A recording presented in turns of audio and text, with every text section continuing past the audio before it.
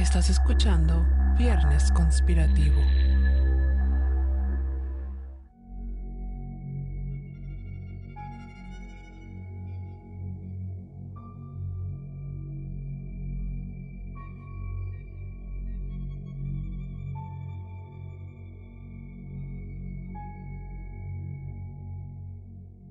Hace 2 meses estuvimos hablándoles sobre viajes en el tiempo. Discutimos acerca de la probabilidad de que hayan existido personas capaces de desafiar las leyes del espacio-tiempo. Incluso les contamos acerca de máquinas del tiempo y las múltiples teorías debatibles sobre este fenómeno. Hoy les traemos un caso que ha tomado cierta relevancia, uno de esos proyectos locos del gobierno estadounidense en épocas de la Guerra Fría. Pero, ¿se tratará solamente de un intento fallido? ¿O será uno de esos casos donde la realidad supera la ficción? Acorde al libro El proyecto Montauk, Experimentos en el tiempo, de los autores Preston Nichols y Peter Moon, el inicio de este proyecto se sitúa entre los años 40. Para este entonces acontecía la Segunda Guerra Mundial y, como muchos sabrán, fue una época marcada tanto por el horror como por el avance científico y tecnológico. El proyecto Montauk fue presuntamente una serie de experimentos llevados a cabo en la estación de la Fuerza Aérea de Long Island, también conocida como Camp Hero. En 1942, el gobierno de Estados Unidos la construyó cerca de dicho pueblo pesquero, para enmascarar sus verdaderas intenciones. Y es que tenían como objetivo defender a Nueva York de una posible invasión por mar por parte de los nazis. Aunque, una vez disipada esta amenaza, utilizaron la estación como centro de vigilancia durante la Guerra Fría hasta principios de los 80s. A partir de ese punto empezaron a surgir numerosos rumores sobre el lugar. Muchos especulaban acerca del tipo de proyectos que se llevaban a cabo, de si eran experimentos mentales o meramente teorías hechas al azar. En 1992, con la publicación de su libro, Preston Nichols afirmó haber recuperado memorias reprimidas de su participación e involucramiento en el proyecto. Narró que dichos experimentos tomaron lugar entre los años 70 y 80. Este caso tiene mucha relación con el experimento Filadelfia, del cual también les hablamos hace unos meses. Dado que ambos fueron llevados a cabo en la misma época, se dice que el proyecto Montauk es una extensión del de Filadelfia, pero este último, como les contamos, no salió muy bien. Acorde a Nichols, el proyecto Montauk se diferenciaba por utilizar a personas con el fin de desarrollar capacidades psíquicas. Narra en el libro diversos experimentos, entre los cuales se encuentra la silla de Montauk, la cual era un dispositivo que hacía uso de campos electromagnéticos para amplificar los poderes psíquicos. Un extracto del libro dice: consistía en una silla en la que se sentaba una persona. Se colocaron bobinas alrededor, simulando ser sensores. También hubo 3 receptores, 6 canales y una computadora. Cray 1, que mostraría lo que estaba en la mente de una persona, en formato digital o en una pantalla. Aún es un misterio cómo se desarrolló esta tecnología. Se ha sugerido que la investigación se vio ayudada por los Sirios, una raza de extraterrestres que vienen del sistema estelar conocido como Sirio. Esta teoría tiene a los alienígenas proporcionando el diseño básico y a los seres humanos trabajándole a partir de eso. Cuando la gente en Montauk oyó hablar de este dispositivo de lectura de la mente, pensaron que era grandioso. Ellos querían convertir esta máquina de lectura de la mente en un transmisor. Esto podría reducir los riesgos de los seres humanos sometidos a la invisibilidad o a la experimentación con el tiempo. La teoría era que una persona en la silla transmitiría una realidad alternativa a la tripulación, como en el experimento Filadelfia. Se desarrolló este experimento por años, tratando de hacer que pudiera llevarse a cabo al mismo tiempo en 2 puntos lejanos. La persona en la silla, digamos, podría estar pensando en algo en una parte, y el transmisor en Montauk transmitiría una representación clara de lo que el individuo estuviera materializando en su mente. Sin embargo, en ello también había conflicto. Nichols narra: en otro año, recuerdo que en 1975 descubrieron otro problema. Si hubiera una anomalía o problema técnico en el flujo del tiempo en nuestra realidad, todo se venía abajo. En otras palabras, si el psíquico en la silla proyectaba una realidad, en términos de tiempo en este caso, que no era consistente con nuestra realidad, es decir, con el flujo del tiempo en nuestra realidad, haría que la conexión entre Southampton y Montauk se rompiera. Cualquier fallo en el espacio-tiempo entre las dos ciudades podría causar el cese de la transmisión de la forma de pensamiento. Trabajaron hasta mediados de 1975, pero seguían teniendo dificultades, hasta que consultaron el prototipo original en el que estaba basada la silla. Resulta que Nikola Tesla había diseñado receptores para la empresa RCA en los años 30. Los trabajos de Tesla en este periodo se hicieron bajo el nombre de N-Terbo, que se refería al apellido de soltera de su madre. Estos receptores de Tesla tenían bobinas con estructuras muy especiales. Eran bobinas de radio de tipo normal, pero estaban organizados en extraños patrones de acoplamiento. lo cual los hacía perfectos para ser utilizados en el proyecto Montauk. No solo estaría la silla dentro de una estructura de bobina, sino que también los receptores. Esto protegería el campo de energía. Desarrollaron más versiones de esta silla, hasta que finalmente para el año 1977 hicieron que el transmisor funcionara de tal manera que la persona pudiera reproducir formas de pensamiento, es decir, materializar objetos dentro de la base.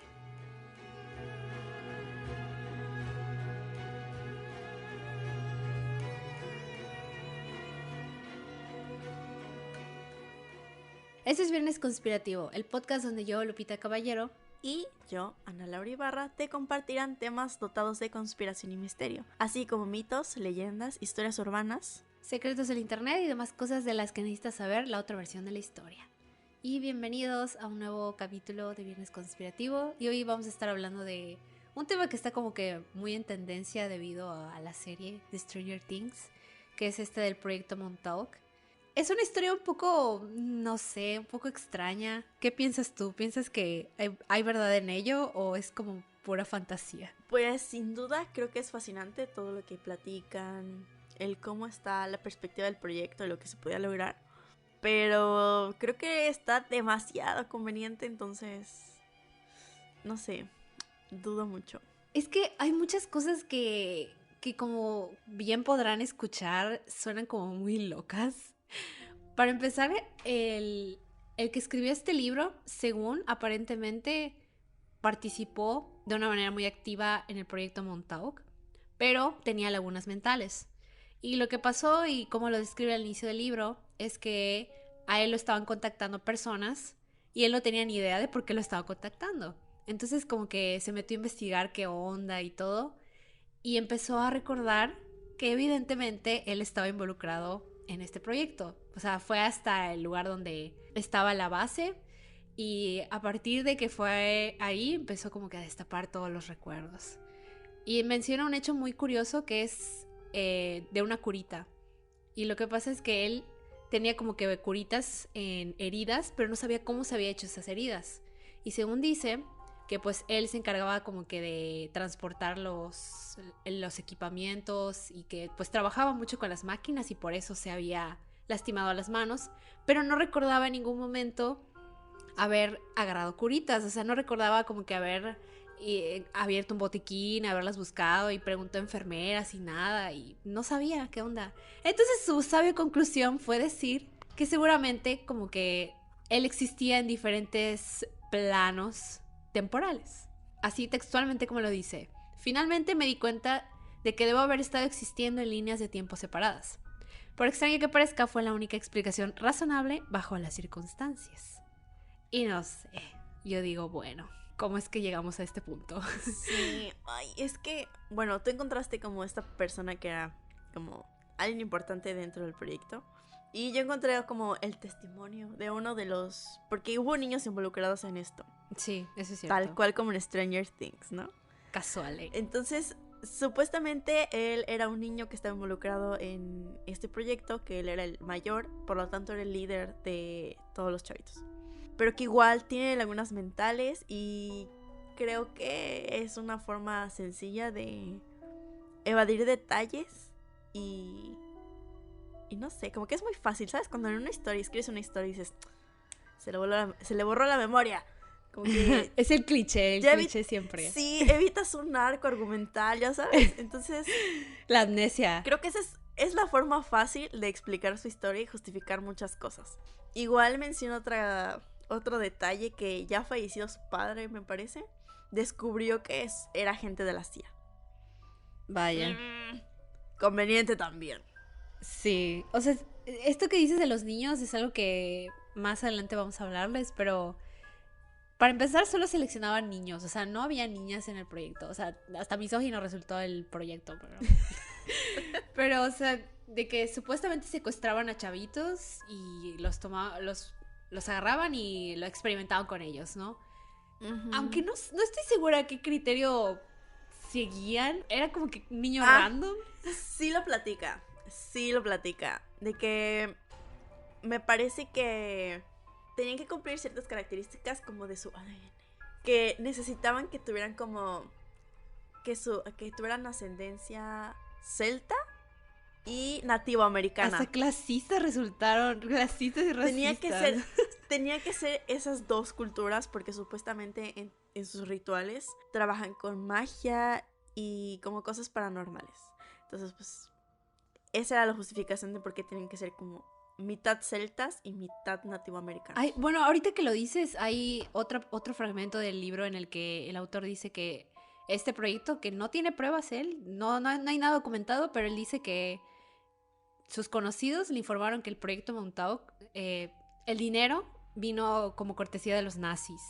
Supuestamente fue financiado todo este proyecto por la familia Krupp, digo, mi alemán no es el mejor, pero bueno, esta familia, quienes eran los dueños de las fábricas alemanas de municiones de la Primera y la Segunda Guerra Mundial.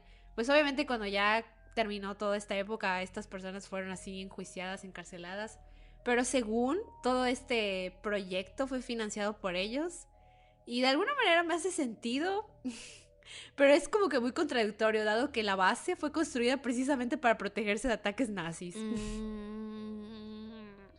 Cosas que pensar, ¿no? Bueno, aparte de esto que te platico, de que tenían que ser de que mitad celtas y mitad nativoamericanos, él recuerda cómo fue reclutado. Que una señora, creo que él estaba en una ferretería, una cosa así. La señora se le acercó y le dio algo. Y lo siguiente que él recuerda es estar en una habitación como con demás chavitos. Ahora lo drogó. Ajá, pero según él estaba en Kentucky. Y como que el aspecto de estas personas, como que estaba una mujer que era quienes supervisaban. Y había como un señor que era como el encargado de los papeles. Entonces dice que él recuerda como que ellos no encajaban con las personas de Kentucky. Como que estaban vestidos como de negro y como hasta cierto punto me da a pensar como elegantes o formales tal vez. Y que mientras él estaba ahí sentado con los demás niños, sus papás estaban firmando como pon tú que los permisos, ¿no? Ah, bueno. Sí, y lo pusieron a hacer como un puzzle, un rompecabezas. Ajá. Y como que lo empezó a hacer y lo encajó perfecto, ¿no? De que esta pieza se encaja, esta no, shalala. Y hizo el rompecabezas y lo seleccionaron, por así decirlo, de que tú vienes con nosotros. Y que le dieron algo, como algún refresco, un jugo o algo así, y tiene como esta laguna, y otra vez vuelve a despertar en otro lugar.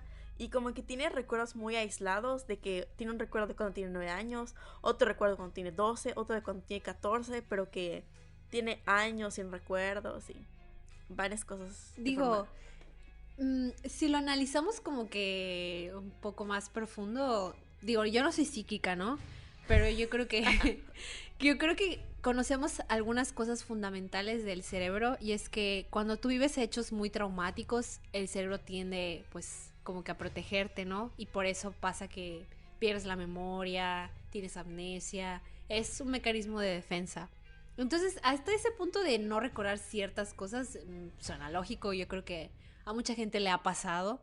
Ahora, bien, que el gobierno estadounidense haya iniciado este proyecto loco para experimentar con cosas de invisibilidad y demás, no lo veo tan trillado. Digo, hoy en día tampoco sabemos si ese tipo de cosas suceden.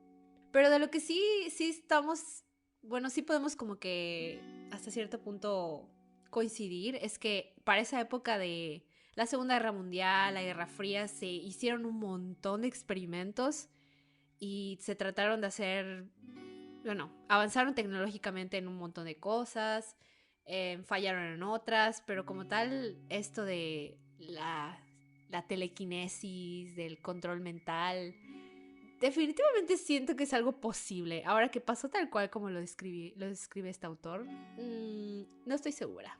Pues es que esto que dices de, ahora sí, como que justificar ese tipo de lagunas mentales, ok.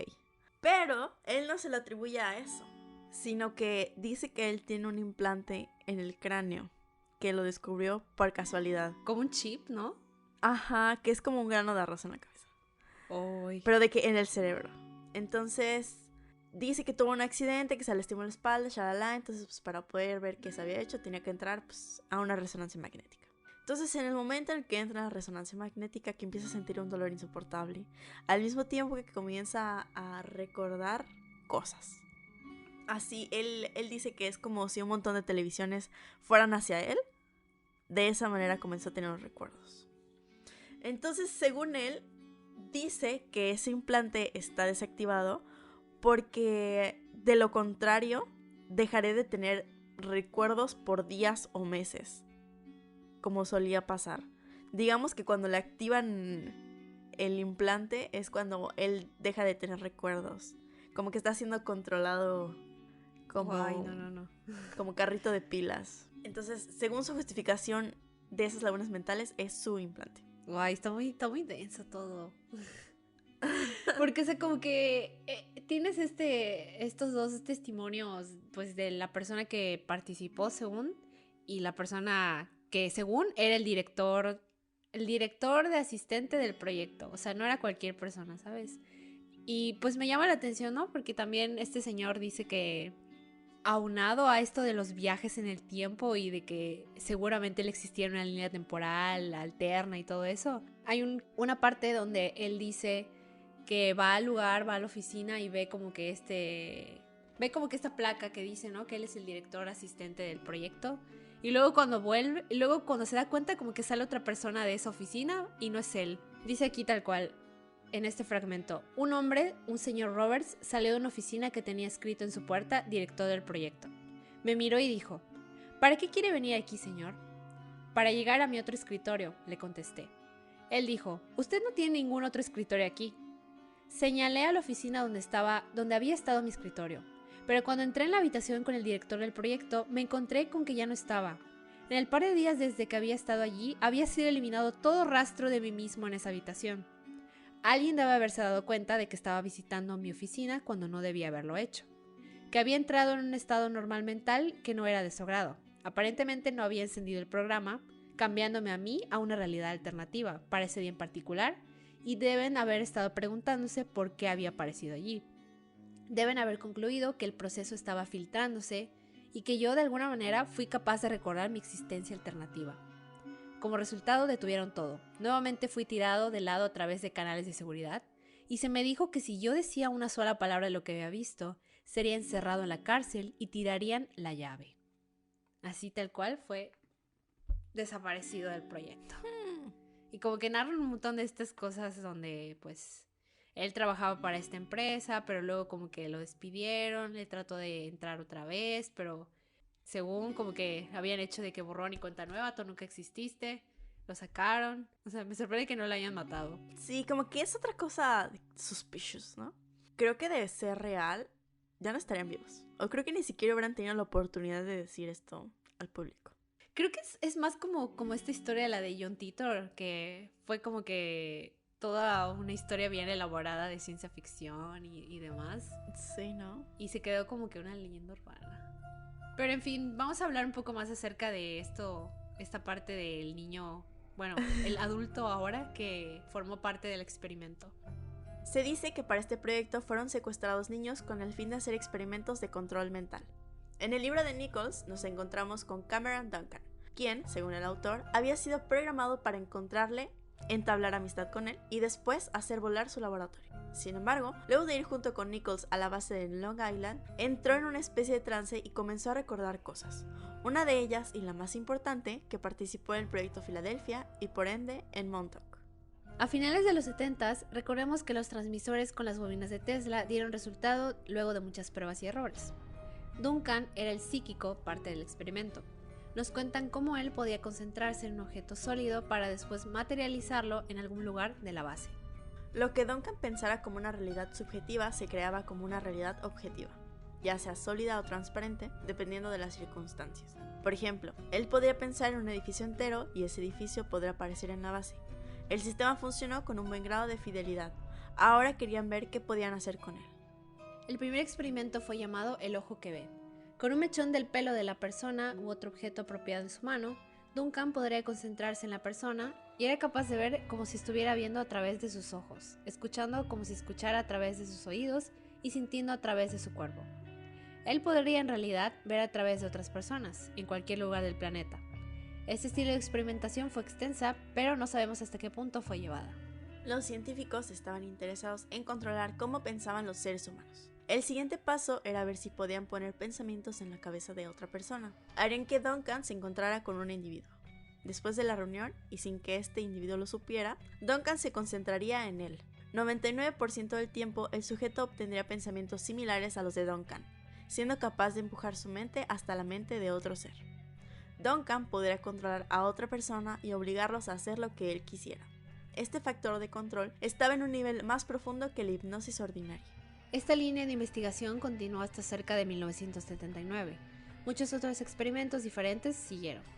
Algunos de ellos son interesantes, pero otros tuvieron horribles consecuencias. Ellos podrían apuntar hacia individuos o masas de gente, animales, lugares y tecnología. En pocas palabras, estaban utilizando el poder psíquico de Duncan para generar un control mental masivo y bajo ciertos intereses que, en definitiva, no son morales ni éticos. Y ahora sí ya suena más como la serie de Stranger Things. Sí. Pues este Duncan es del quien les digo que me documenté. Y básicamente él dice que como que parte de su entrenamiento era que lo sentaban y con la mente tenía que mover un balde de agua. O sea, como que lo tenía que girar. Y como que siempre se quedaba a medias y la persona que lo supervisaba de que le hacía el feo de que... Pues a ver, no, hazlo tú, ¿no? Ajá. Entonces como que se fueron entrenando hasta que lo logró y lo juntaron como con un grupo, me parece que como de otros 11 chavitos, eran 12 en total. Y los llevaban, él recuperó su memoria parcialmente. Y supuestamente recuerda que lo llevaban en un helicóptero y los bajaron, que hicieron un semicírculo y mataron a muchas personas. What? O sea, como que se unieron y mataron a muchas personas solo pensándolo, como que lo manifestaron. Why? O sea, se unían, o sea, él dice que son baterías, como que se unían. Una persona era la que dirigía a quién, como a quién iba esa fuerza. Y pues él los lideraba, así como de que vamos a hacer esto. Y la otra persona dirigía la energía. Y así mataron a muchas personas. ¡Qué miedo! Sí, esa parte es como la más interesante. Pues mira, creo que ya hemos hablado de lo poderosa que puede llegar a ser nuestra mente. Y sobre todo si como que logramos elevar nuestra conciencia y todo este rollo que del que siempre les hablamos. Pero no sé hasta qué punto nuestra mente pueda hacer tales cosas, ¿sabes? Hay esta película, no me acuerdo de cómo se llama, pero el argumento es de qué pasaría si usaras como que el 100% de tu cerebro. Ay, ¿es la de Lucy? No es, la de Lucy es una, pero hay otra, no me acuerdo cómo se llama. Sale Bradley Cooper, pero bueno. El punto es que... Ay, Limitless. Ándale, creo que es Limitless. Como que es una droga, ¿no? Que los hace sí, inteligentes. es una... Ajá. En pocas palabras, las consecuencias son bastante graves. No estoy segura hasta qué punto podría esto ser verdad. Yo creo que, no sé, en dado caso de que logremos llegar a ese porcentaje, sería altamente peligroso. O sea, imagínate, una persona te ve y te mata con la mirada. Estaría así muy tal raro, cual. ¿no? Sí, pero igual no creo que cualquiera pueda como acceder a ese tipo de entrenamiento, a ese tipo de mentalidad. Está raro. No sé, está muy, muy complicado. Un poco de muy lo complejo. que narrábamos me acordó al experimento de Jacobo Greenberg en el que... Él también usó a su hija, me parece, ¿no? Que para todo eso. Como este experimento de ver sin los ojos. Como que me suena un poco similar el experimento. Sí, bueno, él es otra persona que también como que quiso ahondar un poco más en todo esto de la mente, el subconsciente y pues otras cosas. Tenemos un capítulo de eso, por cierto, pues si lo quieren ir a escuchar. También tenemos un capítulo del experimento Filadelfia y de Nikola Tesla. Todo se relaciona, todo se conecta. Me parece como muy interesante que hayan utilizado cosas que Tesla desarrolló pues mucho tiempo atrás. Yo sigo manteniéndolo, ese hombre hubiera sido así el hit. Definitivamente estaba adelantado a su época. Sí, o sea, todas las cosas que hizo, guay. Mira, para mí él es más rockstar que Einstein. Creo que se la rifaba más con las cosas que hacía. Yo también opino lo mismo. Pero, ajá. Pero bueno, tanto en este proyecto Filadelfia como el de Montauk, uno de los propósitos era desarrollar una tecnología que pudiera como que abrirles espacio o sea, que pudiera permitirles viajar en el espacio-tiempo. De hecho, en una de las partes del libro habla que Duncan como que supuestamente era entrenado para regresar el tiempo a todo esto del experimento Filadelfia, porque si no han escuchado, pues vayan, ¿no? Pero nada más como spoiler, pues salió mal. Lo intentaron y salió mal. Los tripulantes de el experimento Filadelfia murieron, entonces pues supongo que querían como que experimentar viajar en el tiempo para que esto no sucediera. Dudoso si lo lograron o no, pero pues también, ¿saben? Si siguen leyendo el resto del libro, pues les habla de cosas que ya pues sobrepasan los niveles, porque hablan de Marte, acerca de viajar hacia Marte, de una raza alienígena y todas estas cosas, como que, ok, aquí ya nos estamos perdiendo. Probablemente esta sea como que la 5ª temporada de Stranger Things, no sé. Ya no les creo. Pero ya, ahí ya es un punto en el que yo digo, wow, this is too much. O sea, al inicio estaba bien como que la historia, y yo digo, bueno, ok. La amnesia, el cliché de la amnesia. Creo que de primero, porque yo encontré este testimonio pues por un clip en TikTok. Entonces de primero que lo escuchas dices, ay güey. Pero ya conforme vas haciendo una investigación y como que empiezas a hilar cosas y como que simplemente empiezas a pensarlo un poquito más, como que empiezas a cuestionarte cosas y darte cuenta que hay cosas que son muy convenientes y otras que están como muy imaginativas. Así que en conclusión, para mí el experimento Montauk es una muy interesante historia de ficción. Sí, yo también pienso lo mismo. Creo mucho en el hecho de que hayan tratado de experimentar con ese tipo de cosas como la telequinesis, porque creo que a todos nos ha llamado la atención saber si es que podríamos mover cosas con la mente o qué podríamos hacer con la mente. Entonces, experimentos yo creo que sí se llevaron a cabo. Ahora, que se hayan logrado y que haya habido sobrevivientes que nos puedan contar sobre ello, dudo. En todo caso, como que hubieran matado a todos para no levantar sospecha, sería como que lo más lógico. Entonces sí, yo creo que pues al menos lo que están como narrando estas personas probablemente sí sea más ficción. Digo, lo estamos viendo en la serie. No voy a hacer spoilers de la 4ª temporada, pero tiene mucho sentido todo, ¿no? En la serie. Sí, pero ¿no? bueno, déjenos saber qué piensan. Si creen que este experimento fue real, fue mentira, o si es parte verdad, parte mentira. Recuerden que aquí no hay verdades absolutas. Cada quien pues cree en lo que quiera creer. Así que déjenoslo saber. Para esta investigación nos basamos principalmente en el libro de Preston Nichols llamado El Proyecto Montauk, Experimentos en el Tiempo. Pero también usamos otras fuentes como El Confidencial, El Sol de Puebla y Ecosfera. Recuerden siempre seguirnos en nuestras redes sociales. Nos encuentran en Instagram, Twitter, Facebook, TikTok y muchas más redes. Igual tenemos diferentes plataformas en las que nos pueden escuchar. Así que no se olviden de suscribirse, de seguirnos, de darnos like o lo que corresponda según la plataforma. Igual no se olviden de recomendar este episodio a alguien a quien le podría gustar. Nosotras nos despedimos y nos vemos a la próxima.